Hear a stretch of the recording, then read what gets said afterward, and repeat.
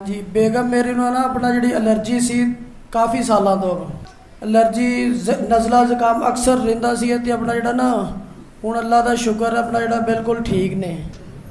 ਮੇਰਾ ਨਾਮ ਮੁਹੰਮਦ ਖਾਲਿਦ ਫਰਾਜ਼, ਪਿੰਡ ਹੈਗਾ 231 ਗਾਹਬੇ ਟਵਾਨਾ ਤੇ ਸਤਿਆਣਾ ਆਪਣਾ ਜਿਹੜਾ ਹੈਗਾ ਸਾਡਾ ਨਾਲ ਸਤਿਆਣਾ ਸ਼ਹਿਰ ਆਪਣਾ 231 ਗਾਹਬੇ ਟਵਾਨਾ ਦੇ ਨਾਲ ਹੈਗਾ ਸਤਿਆਣਾ ਅੱਡਾ 0303 6299 हाँ जी बेगम मेरी ਨੂੰ ਨਾ ਆਪਣਾ ਜਿਹੜੀ ਅਲਰਜੀ ਸੀ ਕਾਫੀ ਸਾਲਾਂ ਤੋਂ ਅਲਰਜੀ ਨਜ਼ਲਾ ਜ਼ੁਕਾਮ ਅਕਸਰ ਰਹਿੰਦਾ ਸੀ ਤੇ ਆਪਣਾ ਜਿਹੜਾ ਨਾ ਹੁਣ ਅੱਲਾ ਦਾ ਸ਼ੁਕਰ ਹੈ ਆਪਣਾ ਜਿਹੜਾ ਬਿਲਕੁਲ ਠੀਕ ਨੇ।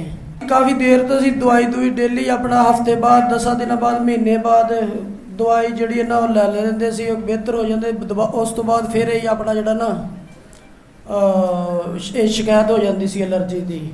ਉਹ ਕਹਿੰਦੇ ਸੀ ਆਪਣਾ ਜਿਹੜਾ ਨਾ ਇਹਦੇ ਜਿਹੜੀ ਨੱਕ ਦਾ ਨਾ ਆਪਰੇਸ਼ਨ ਹੋਣਾ ਹੈ। ਉਹ ਫਿਰ ਪਤਾ ਚੱਲਿਆ ਕਿ ਦਰੂਦ ਮਹਿਲ ਦੇ ਵਿੱਚ ਆਪਣਾ ਜਿਹੜਾ ਨਾ ਅੱਗੇ ਇੱਕ ਆਪਣੇ ਅਜ਼ੀਜ਼ ਸੀਗੇ ਉਹ ਇੱਥੋਂ ਹੋ ਕੇ ਗਏ ਆ।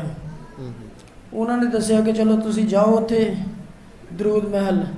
हाँ जी सुकून देता अल्लाह। वो पहले वाली हुण हालत ते नहीं है? नहीं जी हुण बिल्कुल ठीक ने माशाल्लाह। अगर फिर भी तसल्ली ना हो तो किराया मुझसे ले।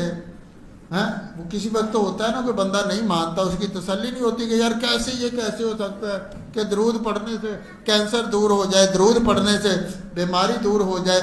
तो वो कोई मरीज़ आप वो निकालें सोशल मीडिया पर, वो निकाल कर कोई मरीज़ देखे, उसका एड्रेस ले, फ़ोन नंबर ले, दिल को चमकाने के लिए देखे कि वो पिंडी का है, लाहौर का है, आकर किराया मुझसे ले, उसके गली में मोहल्ले में जाकर पूछे कि यार ये बंदा वाकई बीमार था।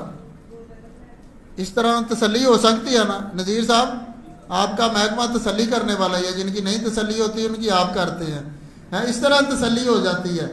उसके मोहल्ले में जाए, गली में जाए, उनसे पूछे कि यार ये बंदा वाकई बीमार था, तो तसल्ली हो जाएगी। दरूद पढ़ने से अल्लाह ताला दोज़खी को जन्नती कर देता है।